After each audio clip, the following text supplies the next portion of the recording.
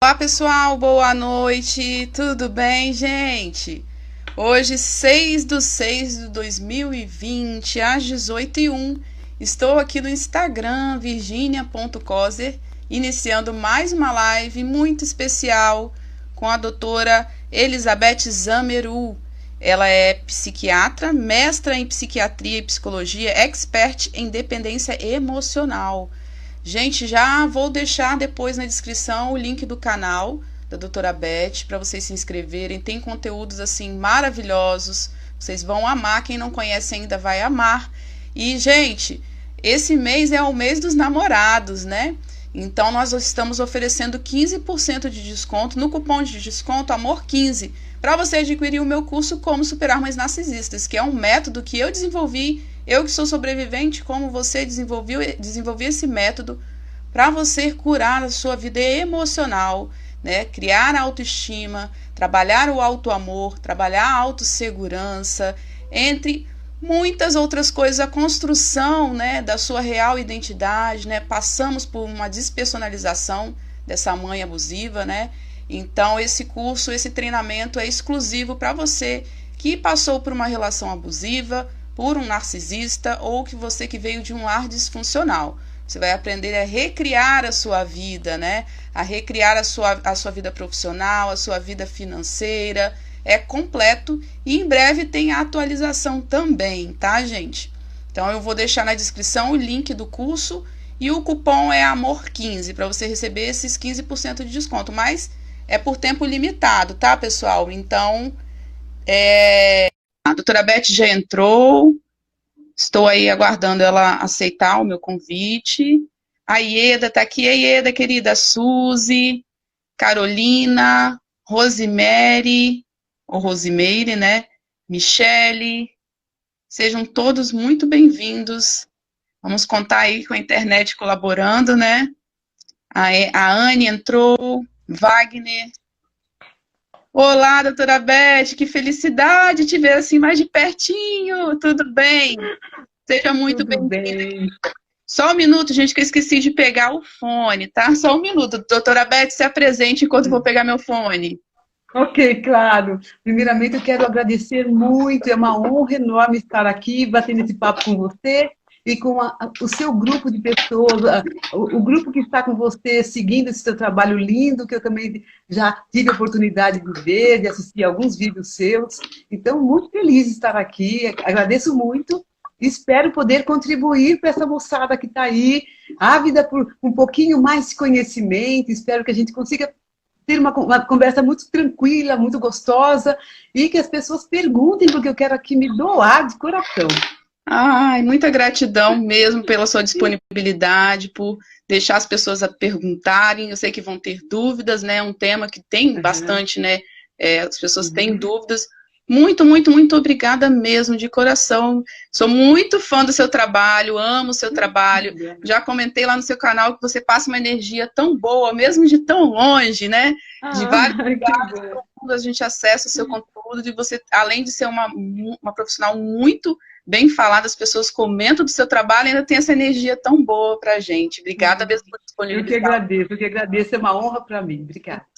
Seus vídeos lá somam muito na vida de todo mundo que já passou por uma relação abusiva ou veio de um lar disfuncional, né? E as pessoas Uhum. falam muito bem do seu trabalho. E com certeza, né, não é à toa, é porque você é muito bom, muito Ah, competente e tem essa energia tão agradeço. boa. Doutora Beth, vamos falar, gente, sobre codependência, você que caiu aqui, não sabe, ou dependência emocional, né? São coisas diferentes, doutora Beth? Bom, essa pergunta dá para a gente conversar muito tempo, e vou tentar resumir, tá? Então, olha só, sim, são coisas diferentes. Eu tenho falado nos últimos anos quase como sendo sinônimos, mas eu sei que não são. Então, assim, primeiro porque elas têm uma origem diferente, mas até os próprios termos são bem diferentes. Então, só para dar uma visão meio geral, quando a gente fala de dependência emocional, esse termo ele é muito amplo. A gente pode ter dependência emocional de muitas coisas. Algumas pessoas têm dependência emocional de gente, de pessoas, outras têm de dinheiro, outras têm de sucesso, têm de trabalho, Você pode ter dependência emocional de coisas, de objetos. Ah, não vivo sem algumas coisas que são minhas. Café entra nessa lista? Oh, pode entrar, com certeza. Né? Então, veja, dependência emocional é um termo tão amplo. No Brasil, ele acabou ficando muito próximo da ideia da codependência. Então, assim, as pessoas usam muito desta maneira. Por isso que eu também tenho usado, porque para a gente poder ter acesso às pessoas, precisa falar a língua delas. Mas não é um termo tão adequado, por causa dessa generalidade toda, né, da questão da dependência emocional. A codependência, quando a gente fala dela, a gente já entende que tem, assim, tem uma história que tem muita ligação no passado com dependência química. E isso confunde um pouco as pessoas. Mas, por exemplo, fora do Brasil, esse termo é muito mais usado. Dificilmente você vai ver alguém falando de dependência emocional fora do Brasil. Usa-se muito codependência. E hoje já se usa, sim, de uma maneira bem ampliada. Não tem uma relação tão próxima ou necessariamente com dependência química. Então, quando se fala de codependência, do que a gente está falando? Por exemplo, o Ross Rosenberg é um dos grandes autores que falam disso. Ele fala o seguinte, que codependente é uma pessoa que entra num relacionamento ou que está num relacionamento abusivo, um relacionamento com muito sofrimento, mas não consegue sair. Eu acho uma maneira simples de olhar, mas também eu gosto de colocar um pouquinho mais amplo. Eu acho tanto quem está dentro de um relacionamento como quem está fora e sente que não pode ser feliz sem. Ou alguém que precisa que alguém seja de um certo jeito para a pessoa poder ser feliz. Então, por exemplo, pode ser filhos, pode ser pais, pode ser qualquer pessoa. Às vezes até amigos, né? A gente precisa que ele seja de um certo jeito, porque eu tenho necessidades a serem atendidas por aquela pessoa. Então, eu preciso que ela preencha certos critérios meus para que ela atenda às minhas necessidades. Então, isso é codependência. E esse termo também não é um termo feliz, mas é o que a gente usa, então vamos continuar com ele, não vamos brigar com o termo. E quando a gente fala de codependência, é bom lembrar alguns sintomas básicos. As pessoas que vivem esse drama, como você falou no início, tem um problema importante de baixa autoestima, uma autoimagem prejudicada, autoconfiança prejudicada.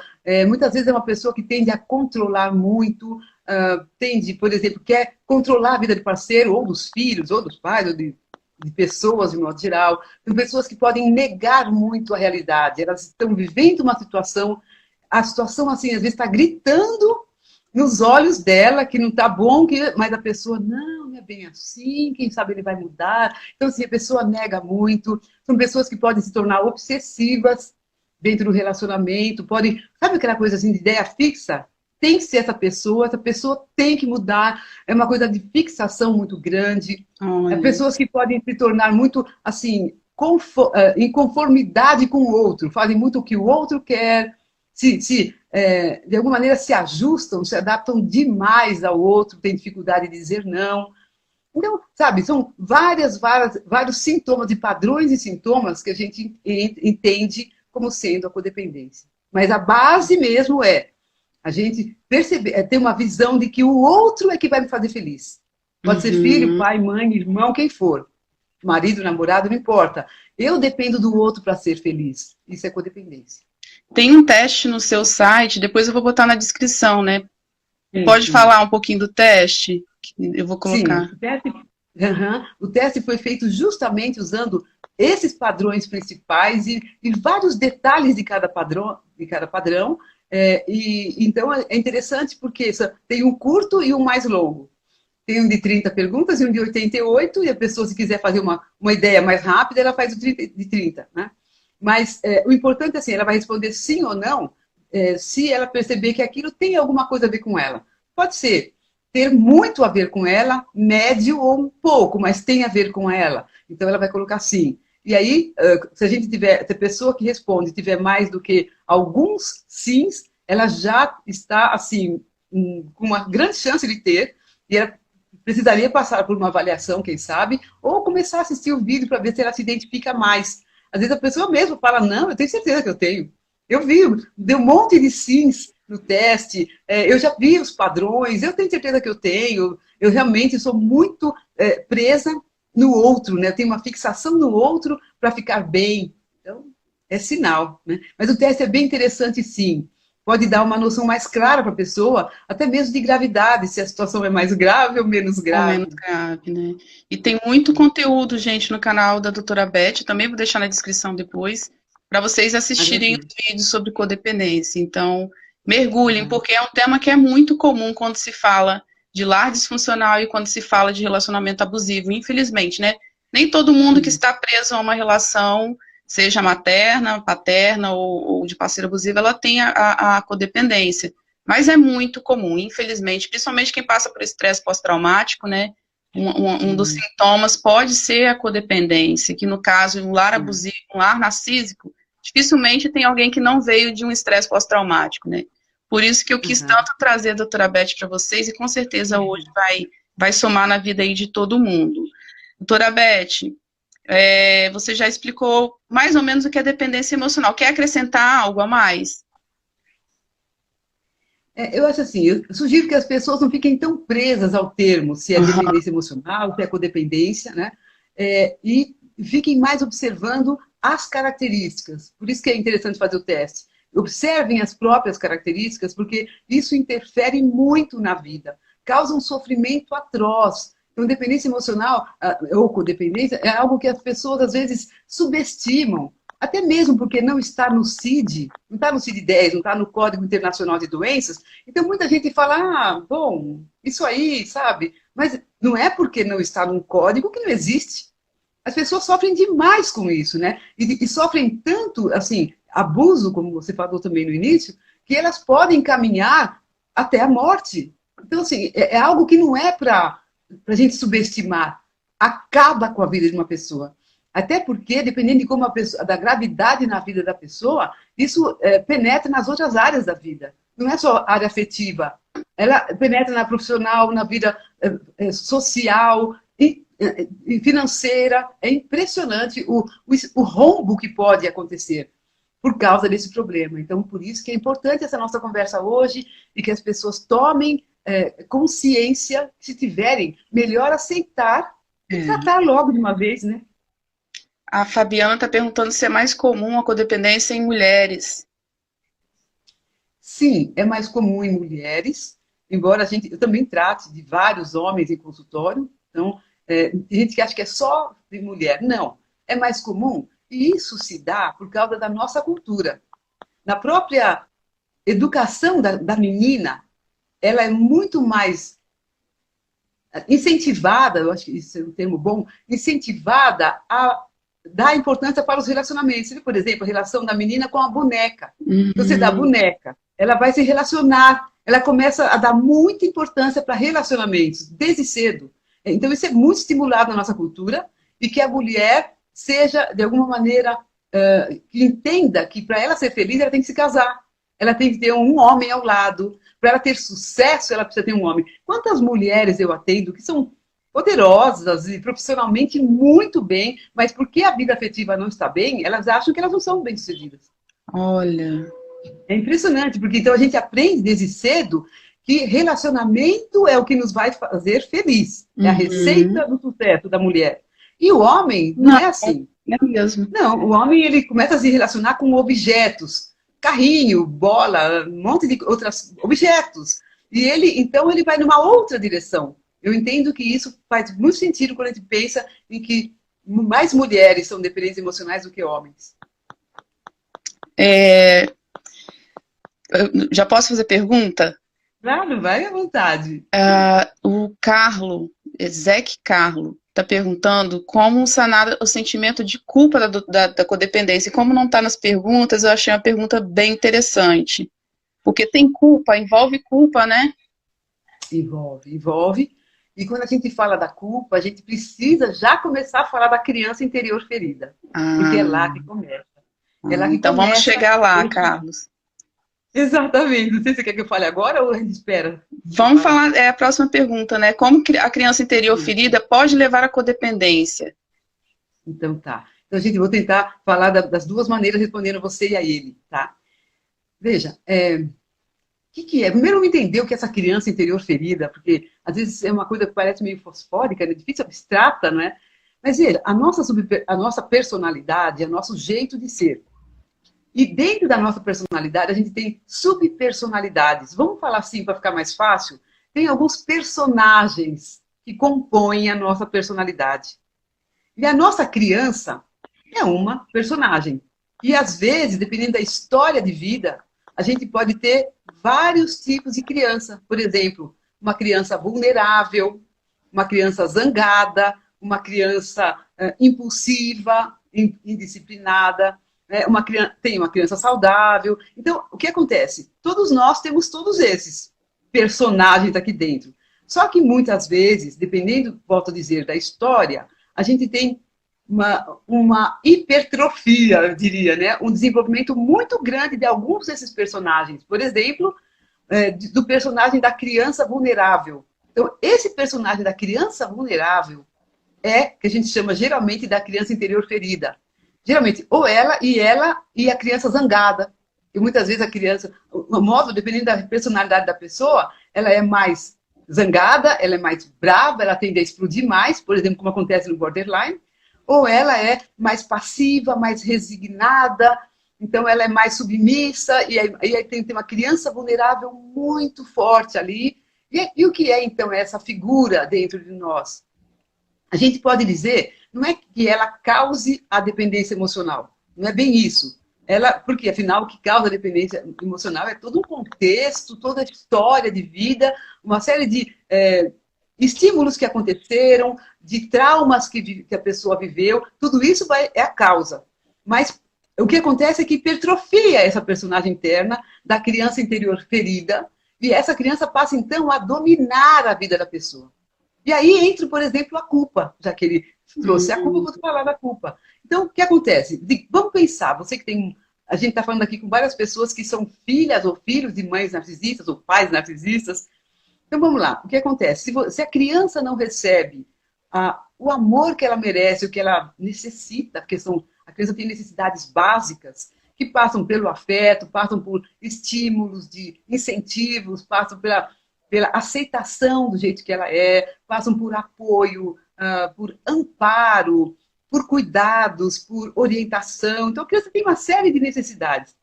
Se ela não recebe algumas dessas necessidades, ou pelo menos de modo suficiente para o bom desenvolvimento dela, o que acontece? Ela faz no caso da criança que vai para a codependência, né, ela entende que ela tem alguma coisa de errado. Por quê? Porque, veja, a criança é impotente, a criança é realmente dependente. E ela não pode dizer, essa casa é muito chata, vou sair fora, isso aqui não estou gostando desse lugar. Não tem essa liberdade, ela não tem essa possibilidade. Então, o que ela faz? Em vez de ela derrubar a imagem que ela faz dos pais, ou da mãe, ou em vez de deixar isso cair por terra e ela ficar muito mais desesperada, ela fala, não, eu tenho uma coisa errada. Não, eu estou errada. Ela é ok, eu estou errada. Então, a criança já começa a se sentir mal por ser quem é. E aí as coisas começam a dar errado e ela fala, não é culpa minha. Em vez de ver, não, está dando errado porque essa pessoa não está sendo adequada, ela não tem esse discernimento, essa possibilidade. Então, ela fala, não, eu estou errada. Então, ela começa a se sentir culpada. Assim, primeiro, por ser errada, por não fazer, por não conseguir conquistar essa mãe ou esse pai narcisista ou outra característica, quem sabe, mas assim, ela começa a se sentir culpada e também, muitas vezes, vamos nos lembrar, nesse ambiente familiar, vamos pensar na mãe narcisista, né? Ela realmente estimula que a criança se sinta culpada. Muitas vezes ela fala, foi você que estragou minha vida, porque eu sofri na gravidez, quando eu tive você, foi muito doloroso, e você estragou minha vida, se não fosse você na minha vida. Então, a criança vai recebendo estímulos para se sentir culpada, para se sentir como a pessoa que é culpada porque a mãe não é feliz. Então, existe aí uma série de dados que vão juntos, levando essa criança a se sentir tão culpada e, portanto, pela vida fora, vulnerável a se sentir culpada. Então, aí ela cresce, encontra um parceiro narcisista, que é bem comum, e aí esse parceiro começa a projetar tudo em cima dela, né, tudo de ruim dele, e para que ela se sinta culpada. Ela já tem essa tendência, ela já tem essa programação interna, Então, fica muito fácil de ele, vamos dizer, fazer esse jogo de manipulação e ela assumir essa culpa. Então, para ela se sentir culpada pelo resto das coisas da vida, é muito simples. Ela já está programada para isso. Se faz sentido? Então, voltando um pouquinho para a criança interior, então a criança interior ferida não é culpada. Várias pessoas que eu atendo falam assim para mim, eu quero eliminar essa criança. Eu falo, gente, você não está entendendo, nós não vamos eliminar ninguém. Nós precisamos amar essa criança, nós precisamos amparar, sabe? Eu sempre falo assim, né? Abraça essa criança, faz carinho nela, conversa com ela, chama de um nome amoroso, é isso que ela precisa, é o seu amor que vai salvá-la.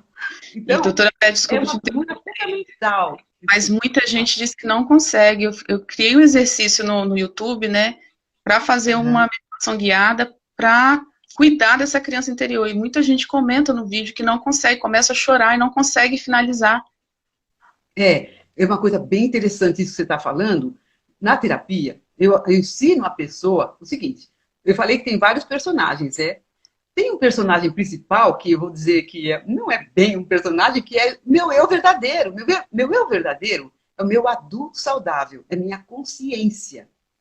Então, uma das coisas chaves é ajudar as pessoas a... Tá, você percebeu que essa criança está ativada agora porque ela se mostra triste, você está percebendo que ela está desamparada, que ela está solitária? Ok. Vamos fazer um exercício para você voltar para o seu adulto. Voltando para esse adulto, deixa eu refletir, deixa eu começar respirando fundo, deixa eu voltar para a minha serenidade, deixa eu voltar. Então tem, claro, um jeito de fazer isso. Quando a pessoa consegue voltar para esse adulto, agora sim você vai amparar a criança. O que acontece muito é que a pessoa tenta amparar a criança estando na criança. Não tem como. Não. Se você está nesse momento totalmente mergulhada na criança, você não pode amparar a criança. Você precisa conseguir sair dessa criança, entrar nesse estado de adulto, ganhar serenidade, e aí você vai olhar para essa criança e falar, eu te entendo. Aí sim, você tem condições. Porque agora, estando no adulto, você tem um olhar amplo. Você tem uma visão ampla, você tem discernimento, você tem poder. Veja, quando a pessoa está mergulhada na criança, ela não tem poder. Ela está impotente, ela está vivendo aquela criança de 5 anos de idade, que não tinha saída, que não tinha por onde ir. Então, nesse sentido, não adianta a pessoa querer se amparar nela, estando nela. Isso ajuda? No exercício é a pessoa adulta que ampara essa criança. Mas elas dizem que não. Eu não sei se porque não é tão vazio na infância esse papel de cuidado, que eu acho que não sei se não tem parâmetros ou referências, mas elas travam. E no final da dinâmica, né, ela se despede dessa criança, né? Porque ela já é adulta, então ela encerra como adulta. Mas muitas dizem que não. Se olhar os comentários, eu fiquei me perguntando, né, se seria isso, se seria essa falta, eu não sei explicar o porquê que trava. Veja, eu tenho algumas hipóteses que eu posso trazer agora, tá? Uma delas é assim, muitas vezes essa criança interior é maior, é bem mais desenvolvida do que esse adulto. Então, num primeiro momento, não fica fácil fazer essa separação e voltar para esse adulto. Não fica fácil. E às vezes a pessoa tenta um pouco, não conseguiu, ela desiste. Então, assim, se a pessoa logo no começo desistir, ela vai perceber que não adiantou, não aconteceu comigo, não deu certo, então tá, isso não vai funcionar, e desiste. Não, porque ela precisa ter um tempo para desenvolver esse adulto. Uma outra coisa que eu sempre falo é assim, peraí, você vai me dizer que você não tem adulto? Olha aí você na vida profissional, olha você aí, fazendo uma série de coisas na vida, mora fora, mora sozinho, olha quanta coisa você já fez, olha para trás, quanta coisa você enfrentou. Quem você acha que enfrentou? Foi a tua criança? Não, foi teu adulto. Você passou em vestibular, você fez uma faculdade, você fez... Então, sempre a gente acha algumas áreas da vida onde a pessoa tem um adulto desenvolvido. Então, peraí, então vamos lá. Então você precisa trazer aquele adulto daquela área de competência para essa área afetiva. Vamos lá, traga. Vamos lá, traga. Talvez então, a pessoa não se sinta competente o suficiente, então, para maternar essa criança, né? Pode ser isso. E outra hipótese que eu tenho, acho que essa talvez incomode algumas pessoas, mas é importante falar, é que muita gente tem uma pegada. A pessoa é apegada à codependência. Então, olha, essa criança que é codependente, e ela que domina a vida da pessoa, ela tem essa receita. Eu quero alguém para me fazer feliz. Essa proposta de você cuidar da sua criança, ela é muito oposta. Não, peraí, desista. Não é alguém lá fora que vai salvar a sua criança, é você. E tem gente que resiste a essa ideia. Resiste porque é muito mais difícil. Dá a impressão que o mais fácil é buscar alguém lá fora. Parece que é mais imediato. Só que não funciona. A gente sabe que uma pessoa que está na codependência, ela tem relacionamentos disfuncionais. Ela não vai ser feliz baseada na codependência. Então, eu acho que pessoas resistem a essa responsabilidade, a essa autorresponsabilidade. Não, sou eu que vou fazer. Não sei se faz sentido. Faz muito sentido, faz muito sentido. Faz muito sentido. E também você dá um passo, assim, para mim, pelo menos para mim, muito importante. Mas muito importante a cura da criança interior. E se você cura, você é adulta, né? E aí tem as responsabilidades da vida adulta. E talvez muitas ainda não querem ou não estão preparadas para pegarem essa responsabilidade. Exato. É isso mesmo. Então é uma resistência a ser adulto, né? A assumir a sua vida como adulto. Eu acho que você resumiu muito bem isso. É isso, gente. Então, podemos dizer que essa criança interior é a causa da codependência ou não? Não, ela não é a causa. Ela é a representação da codependência. Ela representa a codependência. Ela não é a causa, tá? Causas são os outros fatores. Isso, são muitos fatores, por exemplo, são os traumas que aconteceram, essa história de vida, são esses estímulos externos, numa fase em que a criança não tinha defesa. Então, a dependência emocional, a codependência acaba sendo uma estratégia que a criança encontra. Mas, assim, ela não é a causa. Ela é vítima. Ela não é a vilã. Faz muito sentido. E na infância também, sem esse amparo todo, vem estresse, ansiedade, aquela hipervigilância. Essa criança, eu acho que essa personalização é tão esmagada que eu acho que a realidade é tão dura para essa criança interior que ela precisa encontrar um escape. Senão eu acho que a pessoa pode entrar, eu não sei se não estudei isso ainda, mas pode entrar, sei lá, num surto psicótico, alguma coisa daquela coisa de congelar, fuga, congela ou ataca. Eu acho que é um sistema automatizado mesmo do nosso próprio cérebro para essa criança voltar e aí, né, ter algum transtorno mais grave e nunca mais talvez voltar para a realidade. Não sei se confere isso, mas talvez possa existir por isso, né? Sim, já existem estudos a respeito disso, porque, assim, dependendo do nível de disfuncionalidade da família e do nível de suporte da criança, porque nós temos um suporte, nós temos, apesar de ser criança, algumas crianças têm mais força e outras têm menos, são mais frágeis. Então, depende de vários fatores aí, mas sim, existem estudos relacionando a esquizofrenia ou surtos psicóticos com famílias disfuncionais. Olha aí, faz sentido, então. Triste, né, mas real, infelizmente. E aí, como a mãe, sendo narcisista, ela pode causar essa dependência nos seus filhos? Ela cria gatilhos, o que ela faz, essa mãe que faz, ou são só os traumas, ou é um conjunto de tudo, né, que faz essa filha ou esse filho crescer uma pessoa com uma tendência a essa codependência? Assim, a primeira coisa que eu diria é uma tendência, assim, são várias coisas que essa mãe faz, mas uma primeira coisa é uma certa negligência.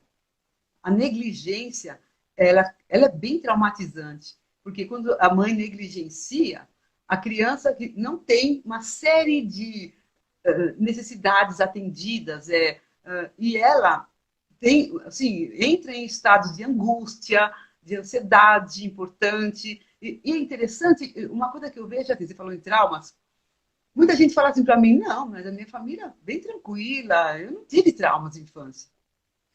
E de fato, a gente, assim, um primeiro olhar dá essa impressão, que a pessoa tem uma família boa e está tudo certo. E às vezes são detalhes, sabe? São coisas muito aparentemente pequenas e que não são grandes traumas. Assim, minha mãe nunca me bateu, assim, por exemplo, nunca me abandonou. mas era uma mãe ausente, por exemplo. Então, a ausência tem a ver com negligência. Uma criança que não tem, uma criança que chora e a mãe não vem atender. E a criança não vai lembrar disso. Ela não vai dizer isso foi um trauma, eu chorei, a mãe não veio. Ela não vai se lembrar. Porque isso, até, quem sabe, era constante. Acontecia muitas vezes. Então, ela precisava de coisas, ela precisava se sentir amparada, não se sentia. Uma casa tinha uma instabilidade emocional enorme, os pais brigando, aquela coisa, violência doméstica, aquela história toda, e a criança assustada. Então, às vezes a criança não tem uma lembrança de coisas tão graves, mas se você vai olhar com a lupa, você percebe muitos pequenos traumas. Eu chamo de traumas invisíveis. Então, não é porque a pessoa não tem um grande trauma visível, não tive abuso sexual na infância. Não é porque eu não tive um grande trauma assim, que a pessoa não pode ter traumas todos os dias, pequenos traumas, e isso se tornar um trauma ainda maior. Então, essa mãe, por exemplo, negligencia. A mãe desqualifica muito. Então, desqualifica no sentido de que a criança nunca se percebe valorizada, reconhecida nas coisinhas dela. Sei lá, é a criança que chega para a mãe e fala: mãe, tirei 9,5, por que não tirou 10? São perguntas assim que você fala: oi, desqualificou um esforço, uma vitória. Então a criança vai se sentindo nessa desqualificação cada vez mais inferior. E aí tem a ver com a baixa autoestima, com defectividade. Eu falo muito de defectividade no meu trabalho, que é uma sensação de que eu sou defeituosa, de que eu sou inadequada, que eu sou errada. Tá? Então a criança começa a se sentir assim, errada. E aí, veja, uma coisa fundamental para ligar a criança com o desenvolvimento da codependência. O que acontece? A criança percebe: essa mãe não me ama. É claro que ela não pensa isso, mas ela sente: eu não sou amada. Eu tenho que fazer alguma coisa para ela me amar. Então a criança começa a colocar muita atenção em conquistar essa mãe. Veja, uma criança tranquila, numa casa tranquila, ela não é tão preocupada com relacionamentos. Ela está mais autocentrada, e é natural. Autocentrada, sim. Ela está brincando, ela está experimentando, ela está curtindo as suas experiências e vai vivendo.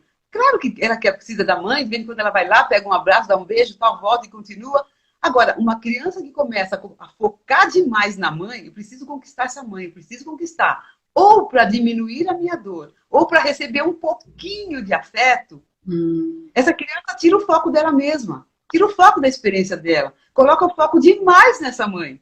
O que é isso? Dependência. Eu preciso dela para ser feliz. Começa aí. Eu preciso que ela me ame para ser feliz. Eu preciso dela fazendo tais coisas para eu poder me sentir bem. E aí começa a desenvolver toda a codependência.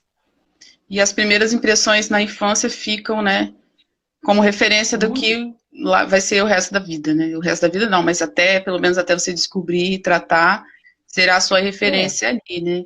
E a mãe narcisista isso, ela gosta de sentir-se que tem alguém dependendo dela, né?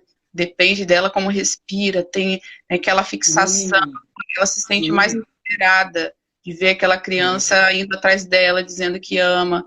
Eu, na minha infância, eu tinha uma codependência tão grande da minha mãe, que eu dizia: se minha mãe morrer, eu pego uma arma e eu atiro na minha cabeça. Com 7, 8 anos eu dizia isso. Eu não consigo viver sem minha mãe de jeito nenhum. E aí ela ia trabalhar, era aquela choração. Chorava, horror. Porque eu vivia quase que uma simbiose com ela. Aonde ela ia, eu dormia com ela até os 13 anos, na mesma cama. Nossa, olha que coisa. Então você percebe? Então, assim, e além da questão do abuso, que a gente não falou, falamos de negligência, falamos de desqualificação e abuso. Jogos de poder, jogos pesados de manipulação, e que nem sempre a criança percebe, especialmente no narcisista encoberto.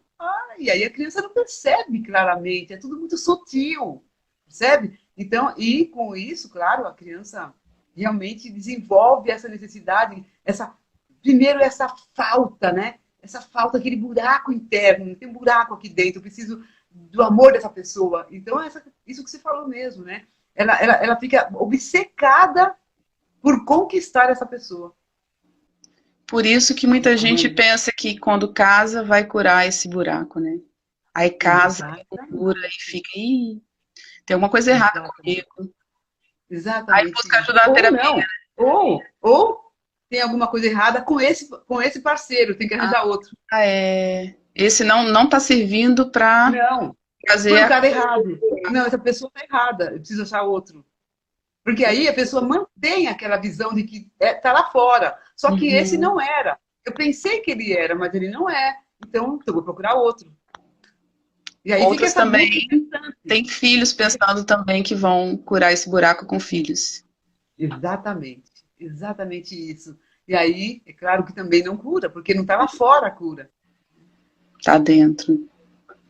Muito interessante essa colocação. Então, essa mãe narcisista, ela pode causar essa dependência no filho, né? Possivelmente propositalmente, mas também negligenciando, né? Dizendo, faltando, são muitas faltas, né? Desde cuidados básicos de higiene, a toque, abraço, afeto, enfim, é muito bárbaro mesmo. Você quer ver uma falta importante? Olhar. Às vezes as mães não olham nos olhos. Sabe, o olhar da mãe é fundamental na vida de uma criança. Que olhar era? Que tipo de olhar? Tem mães que não olham quase. E aquela que olha, tem que ver como é esse olhar. É um olhar de admiração? A mãe narcisista não, né? É um olhar de reprovação.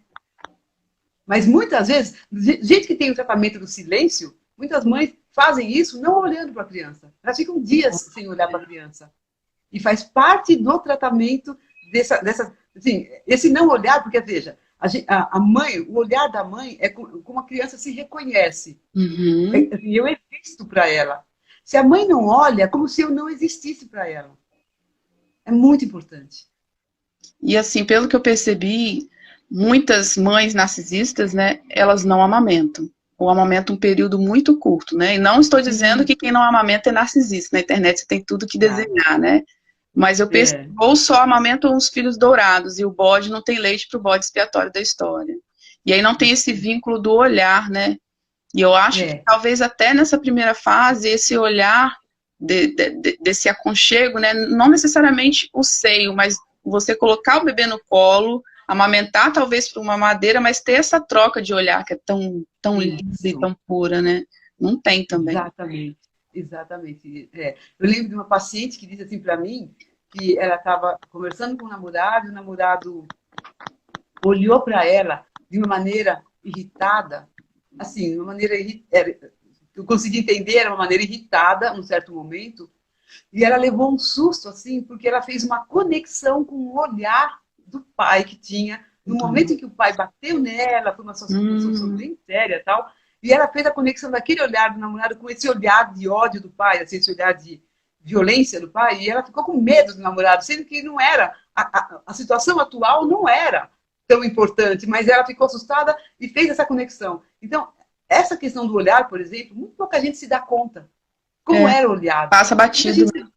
Passa batido. As pessoas não vão perceber como minha mãe me olhava, como meu pai. Ninguém pensa nesse assunto. E isso é bem importante. Deve ter muitas mais faltas. Eu acho que daria uma live só de faltas, porque são muitas coisas que passam muito desapercebidas mesmo, realmente. A Dragon bate muito nessa tecla, né, dessa falta, e não é só no lar narcísico, né? Ela escreve no geral, e ela fala que a carência da falta de afeto com a mãe é geral, e é imperceptível mesmo, as pessoas, a sociedade não percebe. Viemos de um padrão, né, de séculos e séculos, tratando as crianças com total desprezo e desmerecimento, construímos uma cultura de desmerecimento da criança que antes faltava, melhorou muito, mas muita coisa ainda falta, né, para que essa criança se sinta bem-vinda, querida e amada. Mas vamos avançando, né? Acho que a gente já está fazendo um papel bem importante, que é estar levando a consciência, né? Esperamos deixar alguma coisa aí para o futuro.